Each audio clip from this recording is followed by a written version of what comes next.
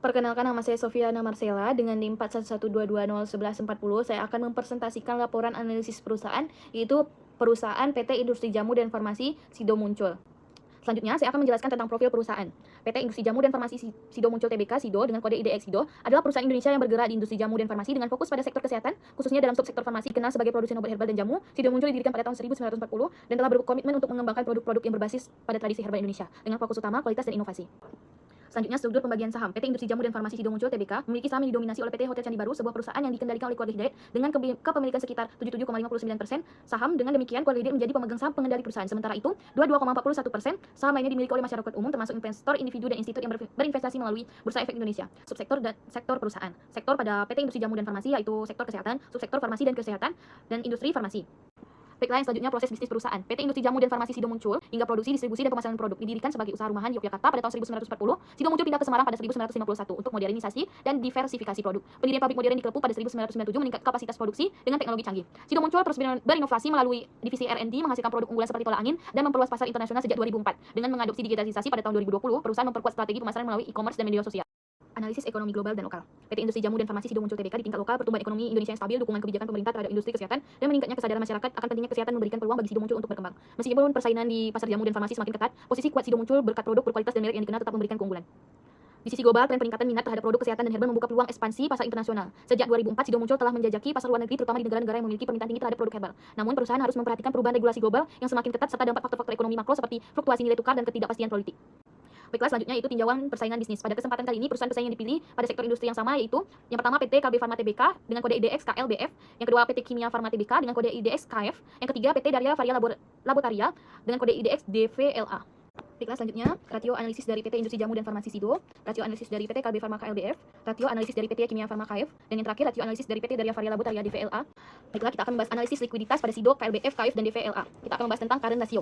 Standar rasio industri untuk current ratio adalah 200% atau 2 kali. Current ratio adalah perbandingan antara aktiva lancar dan kewajiban lancar. Apabila nominalnya lebih dari 1, maka perusahaan memiliki aset lancar yang cukup untuk membayar kewajiban lancarnya. Cara menganalisisnya yaitu yang pertama, CR lebih dari 2, likuiditas perusahaan sangat baik. Yang kedua, CR antara 1 sampai 2, likuiditas perusahaan termasuk sehat atau baik. Yang ketiga, CR kurang dari 1, likuiditas perusahaan bermasalah. Baiklah, pada kali ini sudah tertera current rasio Sido, KLBF, KF, dan DVLA. Sido mengalami penurunan rasio likuiditas dari 4,19% pada 2018 menjadi 4,6% pada 2022. Tetap cukup untuk memenuhi kewajiban jangka pendek, namun perlu menjaga arus kas agar stabil. KLBF juga turun dari 4,66% menjadi 3,77%. Tetap memiliki buffer untuk kewajiban jangka pendek, tetapi perlu memperhatikan penurunan lebih lanjut. KF mencatat kenaikan rasio dari 0,98% menjadi 1,6%, menunjukkan peningkatan likuiditas meski lebih rendah dibandingkan Sido dan KLBF. DVLA meningkat dari 2,89% menjadi 3,00%, menandakan posisi likuiditas stabil dan memadai. Sido dan KLBF masih kuat meski menurun. KF menunjukkan perbaikan likuiditas dan DVLA stabil dengan likuiditas yang cukup kuat. Aktivitas rasio perputaran aset mengukur kemampuan perusahaan mendayagunakan asetnya untuk menghasilkan penjualan. Semakin tinggi rasio, semakin bagus identifikasi pemanfaat aset yang maksimal. Analisis rasio perputaran aset perusahaan Sido, KLBF, KF, dan DVLA selama periode 2018 hingga 2022 menunjukkan tren yang berbeda. Dalam efektivitas penggunaan aset, Sido menunjukkan stabilisasi rasio antara 0,83 hingga 0,99, mencerminkan kemampuan yang konsisten dalam menghasilkan pendapatan.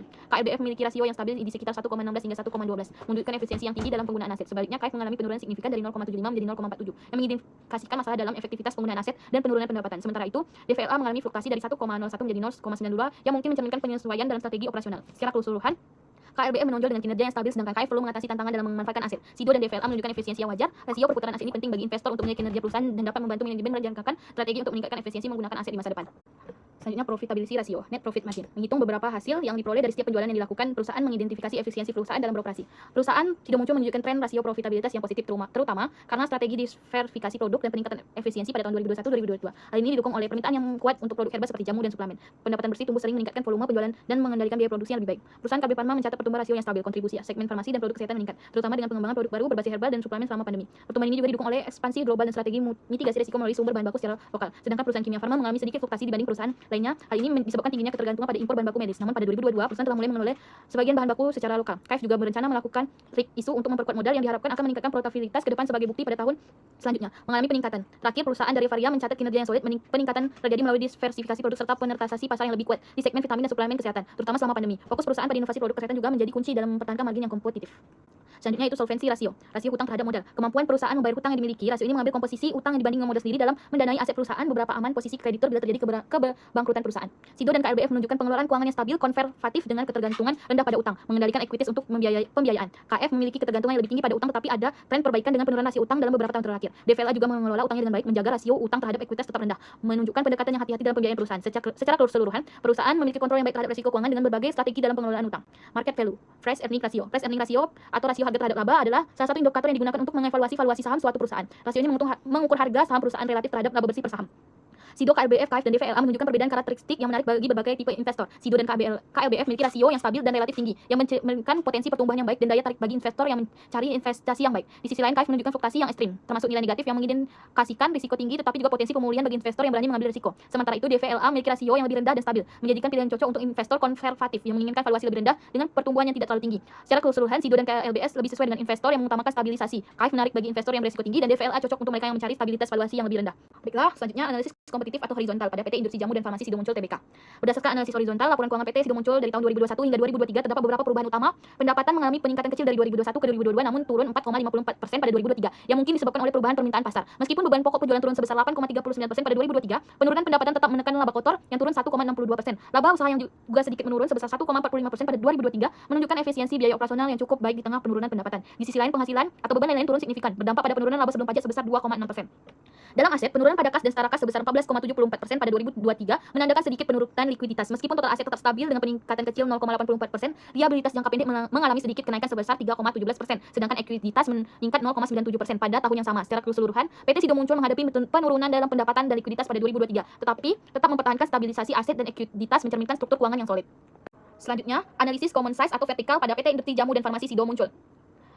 Berdasarkan analisis vertikal laporan keuangan PT Sido Muncul dari 2021 hingga 2023, perusahaan menunjukkan stabilisasi keuangan yang solid. Total pendapatan sebagai persentase dari total aset stabil menunjukkan konsisten dalam penjualan. Beban pokok penjualan yang tetap proporsional terhadap pendapatan mencerminkan efisiensi operasional. Sementara laba kotor dan laba usaha yang stabil dan sedikit meningkat menunjukkan pengelolaan biaya yang efektif dan kemampuan mempertahankan profitabilitas. Di sisi aset, presentasi kas dan setara kas yang meningkatkan menandakan likuiditas yang tinggi. Sementara total aset yang tumbuh menunjukkan investasi kembali dari laba atau akumulasi aset produktif. Liabilitas yang rendah sebagai presentasi dari total aset menunjukkan ketergantungan minim pada utang. Dengan mayoritas aset didanai melalui ekuitas yang terus meningkat, ini mencerminkan struktur permodalan yang kuat dari risiko keuangan yang rendah. Secara keseluruhan, PT Sido Muncul memiliki likuiditas yang cukup dan struktur modal yang kokoh, memberikan landasan yang baik untuk pertumbuhan jangka panjang. Selanjutnya itu analisis tren perusahaan pada PT Industri Jamu dan Farmasi Sido Muncul Tbk. Dari analisis tren keuangan PT Sido Muncul 2021 sampai 2023, perusahaan menghadapi penurunan pada pendapatan, laba kotor dan laba bersih. Pendapatan peningkatan sedikit dari 2021 ke 2022 tetapi turun di 2023, sementara beban usaha yang terus naik menekan profitabilitas. Meskipun demikian, total aset relatif stabil dan liabilitas jangka pendek berkurang tiap tahun, yang menunjukkan pengelolaan kewajiban yang baik. Ekuitas terus meningkat, mencerminkan pertumbuhan kepemilikan pemegang saham. Secara keseluruhan, PT Sido Muncul memiliki fondasi keuangan yang kuat namun perlu memperhatikan penurunan laba untuk menjaga pertumbuhan jangka panjang.